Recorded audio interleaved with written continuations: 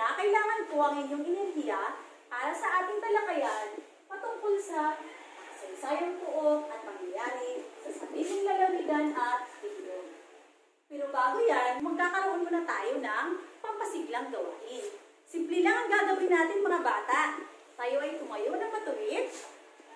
Ilagay natin ang dalawang kamay sa harap, sa itaas, sa gilid at sa bewang sa may kembot ng ating bewang. Madali lang mga bata ha.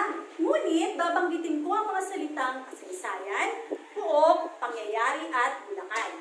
Pag sinabi kong puok, ang gagawin nyo ay ilalagay ang inyong kamay sa gilid. Pag sinabi kong pangyayari, ilagay ang kamay sa taas. Pag sinabi kong kasaysayan, ilagay ang kamay sa harap. Pag sinabi kong bulakan, ilagay ang kamay sa bewang at igigilid. Okay mga bata?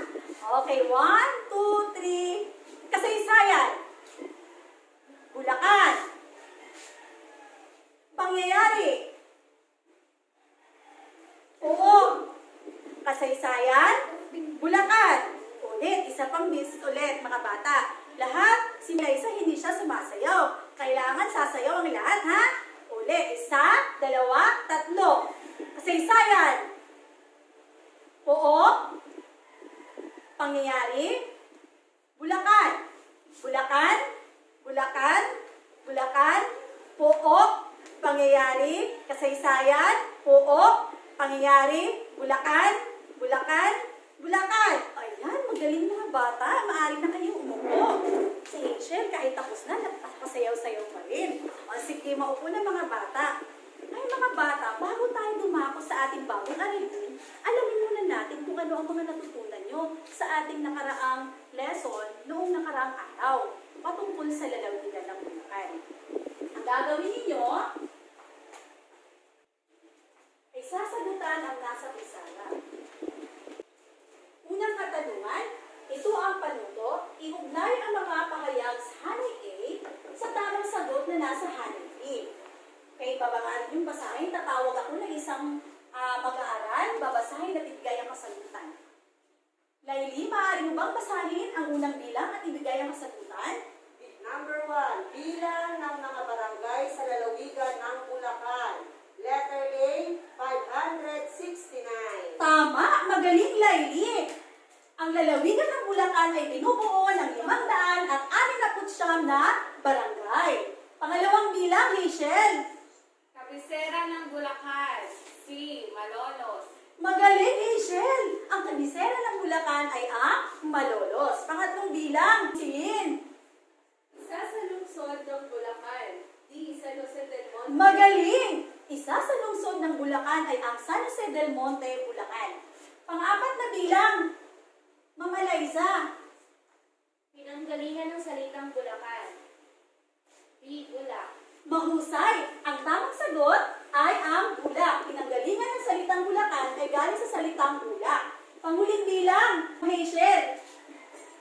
Isa sa munisipalidad ng Bulacan, E. Bocaue. Mahusay! Isa sa munisipalidad ng Bulacan ay ang Bocaue. Bocaue. Magaling. Ngayon mga bata, mayroon akong mga katanungan sa inyo. Meron na kayong mga alam na mga kasaysayang puok sa lalawigan ng Bulacan? Opo. Papa. Hazel, may alam si Hazel. Hazel, bakit kaya natin kailangang malaman at alamin ang mga makasaysayang puok sa Bulacan? Tama! Tama, Layli! Kailangan nating malaman ang mga kasaysayan sa lalawigan ng Bulacan dahil ito ang nagsasabi ng mahalagang pangyayari na humuhubog ng ating kultura, pagkatao at pagkakakilanlan. Ngayon mga bata, meron akong ipapakita sa inyo maikling video. Maaari kayong maupo ng maayos at panuorin natin ang tahimik.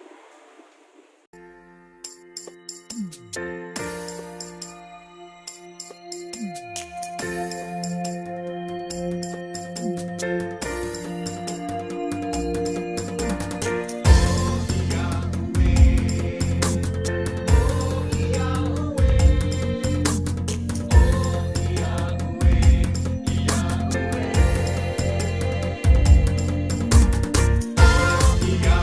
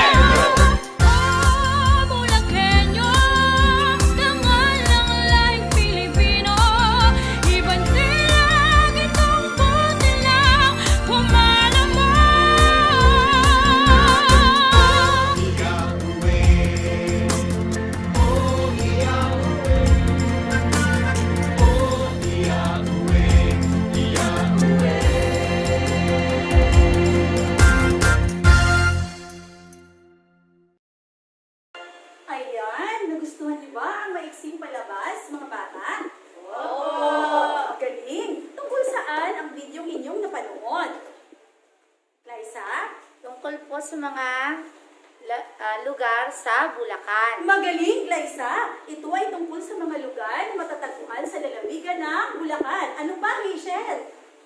Ano po, yung mga iba't ibang produkto ng bayan ng Bulacan. Mahusay, Rachel! Nabanggit doon ang mga iba't ibang produkto na makikita natin sa Bulacan. Ano pa? Liza?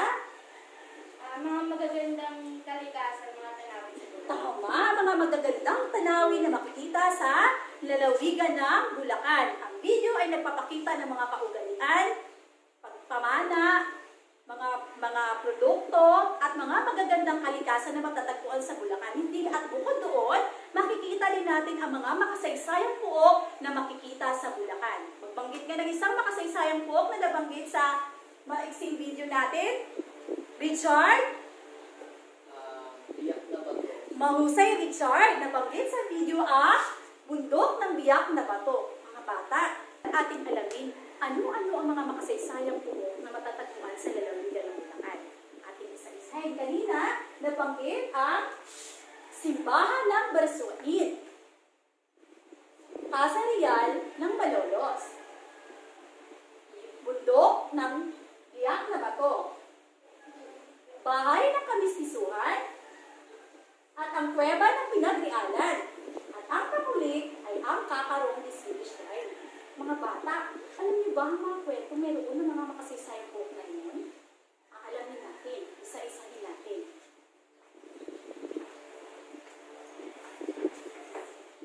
Ito ang simbahan ng Barsoain. Tingnan niyo mabuti mga bata. Alam niyo ba ang kasaysayan meron ang simbahan ng Barsoain? Saan kaya ito matatagpuan? Alamin natin. Simbahan ng Barsoain. Ang simbahan ng Barsoain ay tanyag bilang luklukan ng unang Republika ng Pilipinas sa pamumuno ni General Emilio Aguinaldo. Ito ay matatagpuan sa Malolos, Bulacan. Noong Setyembre 15, 1898 ay pinasiyaan ng Kongreso ng Malolos. Sa bisa ng batas ng Pangulo bilang 260 noong Agosto 1, 1973, ipinahayag ni Ferdinand E. Marcos ang Simbahang Barsoain bilang pambansang iwasan. Mga bata, saan nga ulit natin matatagpuan ang Simbahan ng Barsoain, Genevieve? Sa lungsod po ng Malolos. Magaling, Genevieve! Ang Simbahan ng Barsoain ay matatagpuan sa lungsod na sa bayan ng Malolos. Ano ang kasaysayan meron sa Simbahan ng Barsoain, Lainey? Pinasinayahan daw po ito noong Setyembre 15, 1898. Magaling, Lainey! Ito ay naging luklukan ng unang Republika ng Pilipinas na pinasiyahan noong Setyembre 15, 1898. Ngayon naman mga bata, dadako tayo sa pangalawang makasaysayang puok na matatagpuan sa lalawigan.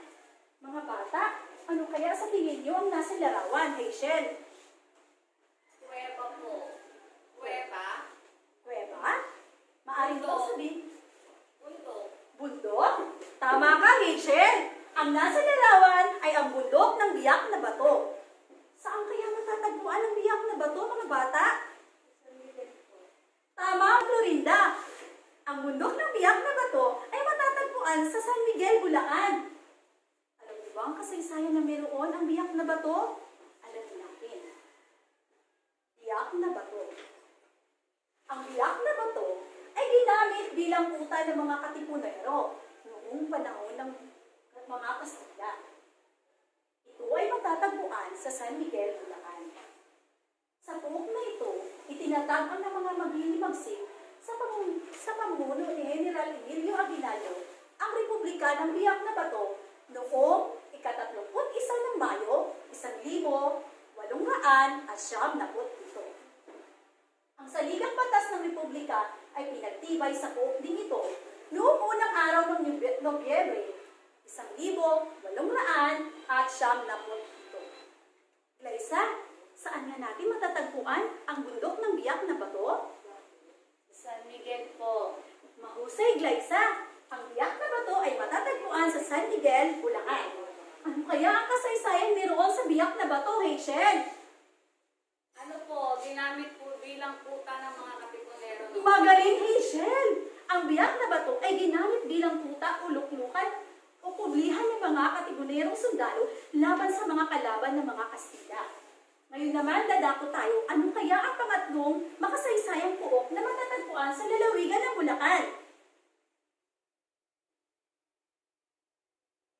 Ito ang Kakarong Disile. Saan kaya natin matatagpuan ang Kakarong Disile? Tama, Glyza! Ang galing, Glyza! Ang Kakarong Disile ay matatagpuan sa bayan ng Pandit. Alamin natin kung ano ang kasaysayan meron ng Kakarong Disile. Kakarong Disile. Isang lugar kung saan naganap ang una at malaking digmaan o labanan sa pagitan ng mga Pilipino at Kastila. Ito ay matatagpuan sa Pandi, Bulacan.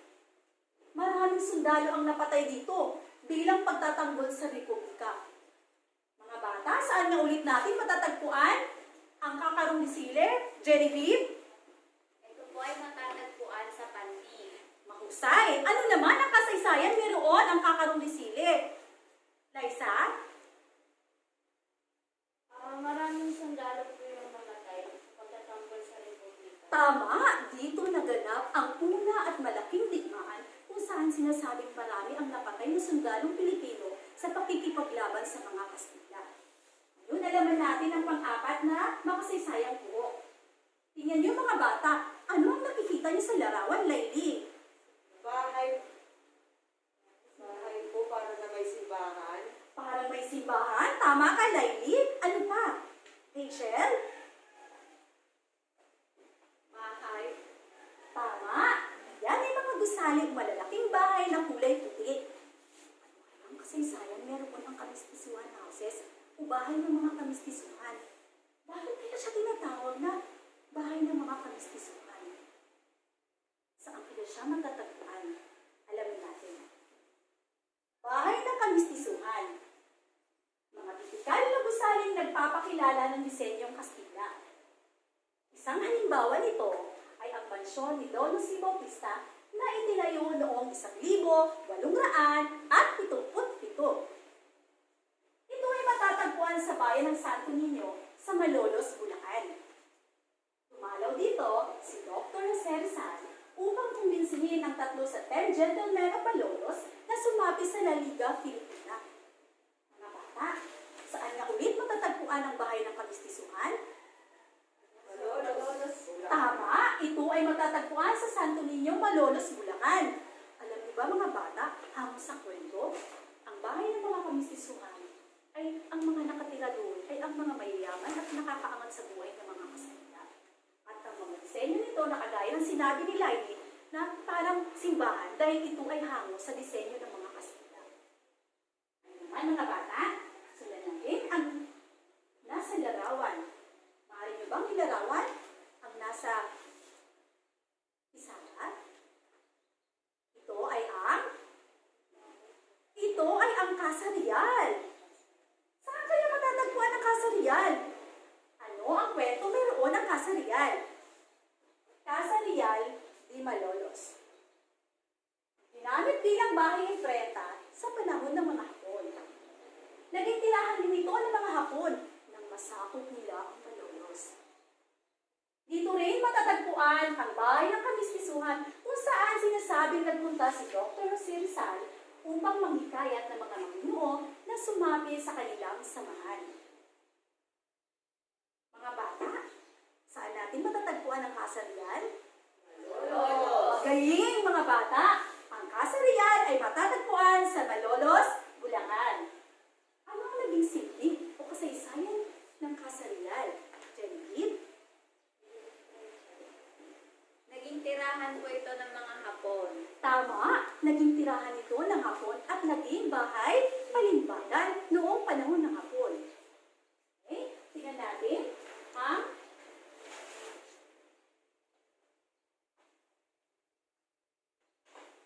Nga pala yung mga nabanggit natin kanina. Tingnan natin ang huling larawan. Sino makapagsabi kung ano ang nasa larawan?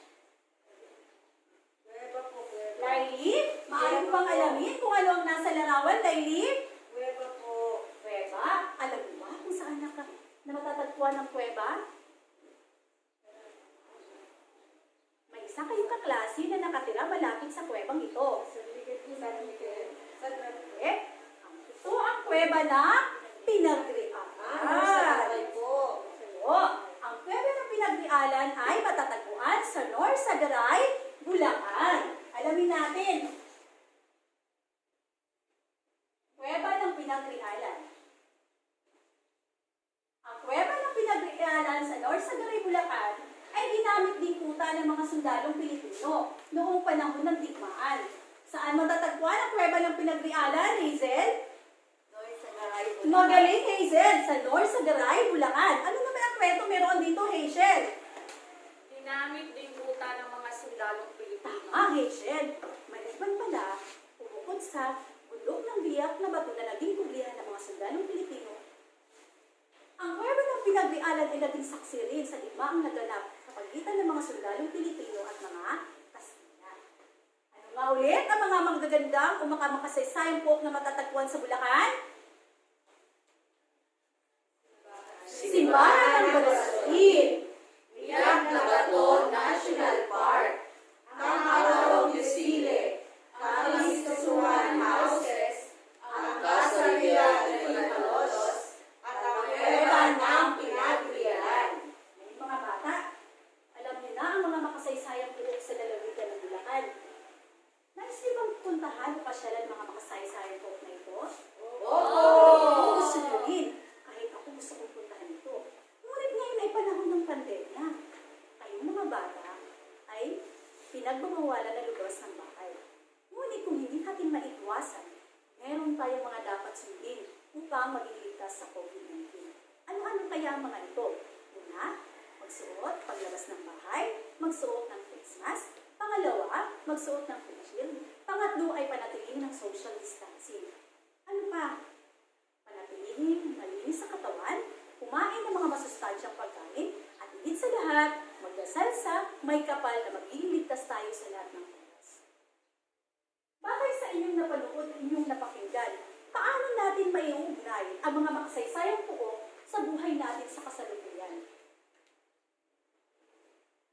Gaya ng nabanggit kanina, mga bayani. Noon, meron tayong tinatawag na mga bayani na nagbuwis ng kanilang buhay. Maipaglaban lamang ang ating republika. Sa panahon natin ngayon, sa panahon ng pandemya, meron tayong tinatawag na makabagong bayani. Sila, hindi tipikal na nakipag-away na may dalang mga baril, may mga dalang itak para makipag-away.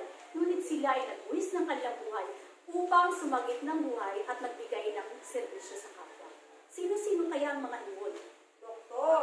Magaling dahil silang tinatawag nating mga frontliners at ang isa sa kanila ay ang doktor, mga nurse, mga pulis, mga sundalo, mga health workers, at lahat ng mga manggagawa na ibinuhos ng buhay, tayong mga guro ay kasali sa mga frontliners na nagbuwis ng buhay, naglaan ng oras, makapaglingkod lamang sa ating kapwa. Pangalawa, pagiging matapang. Di ba, likas tayong matapang? Sa panahon ngayon, meron tayong lakas ng loob, tibay ng damdamin upang harapin ang lahat ng krisis ng ating buhay.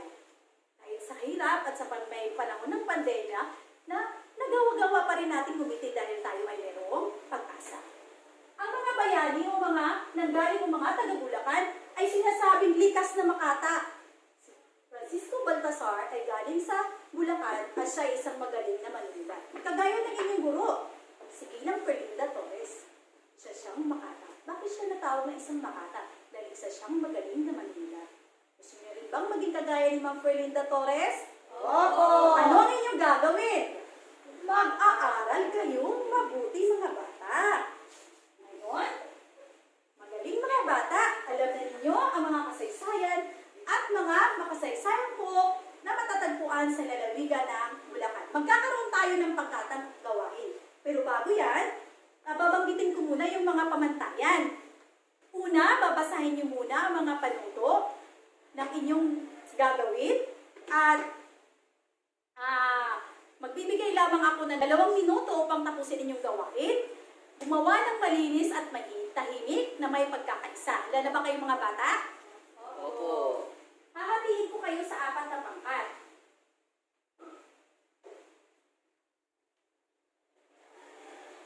Ito ang unang pangkat, pangalawa, pang-4, at pangatlo.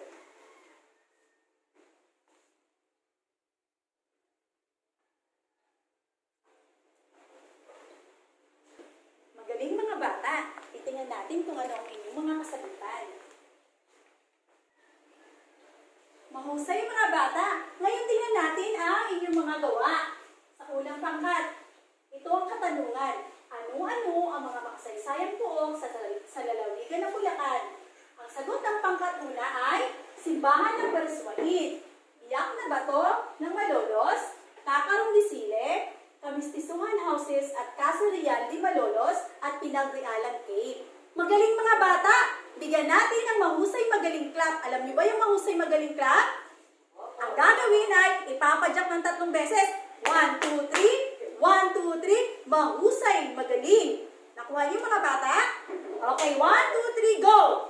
1, 2, 3. 1, 2, 3. Mahusay magaling. Tinanaman natin ang pangalawang pangkat.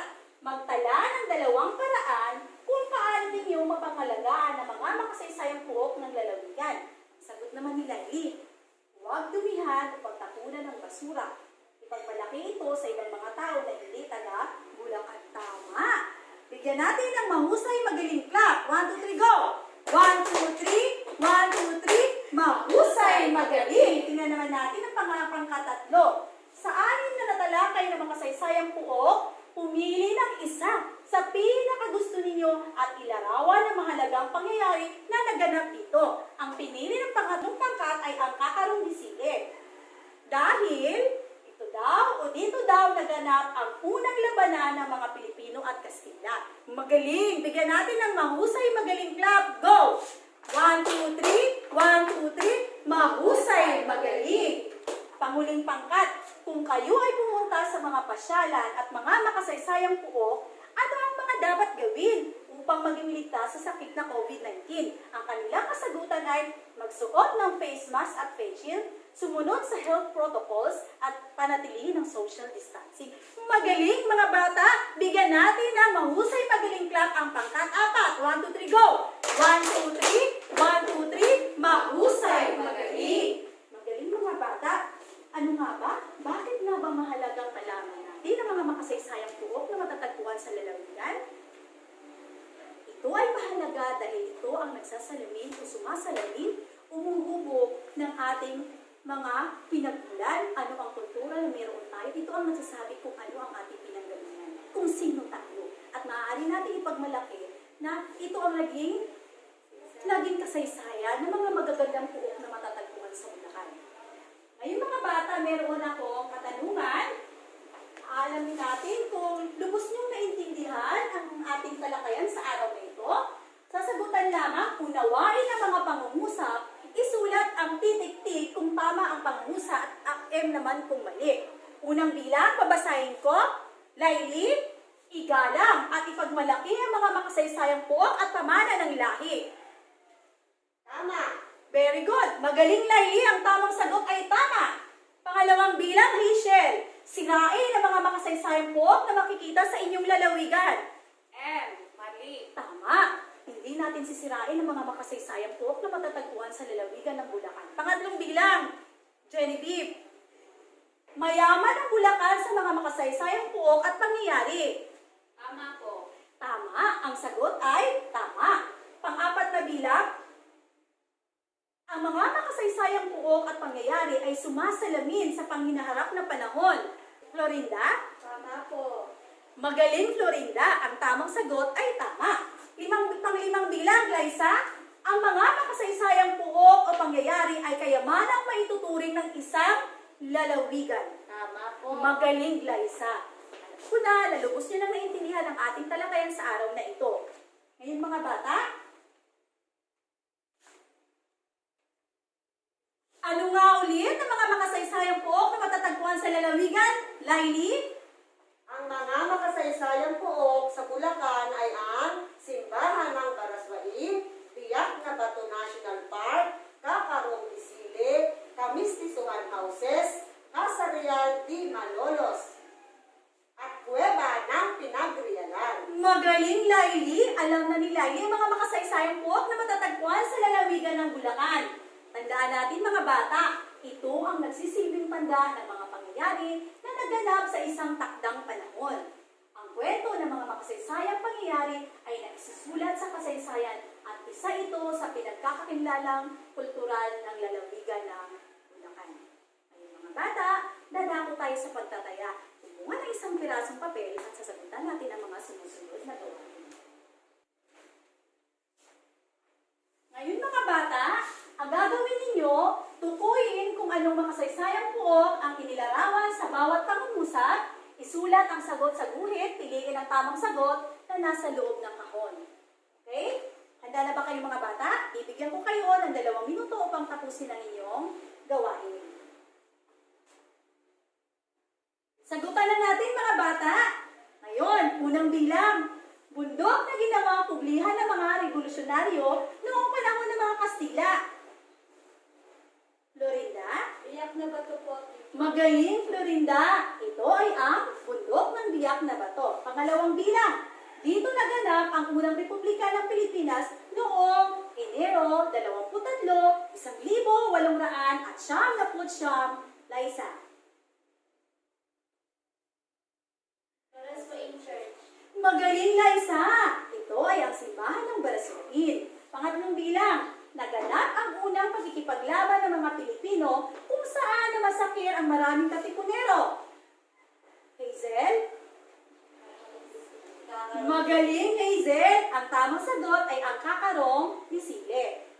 Pang-4 na bilang, ang bahay palimbagan noong panahon ng unang Republika. Celine? Casa de Malolos.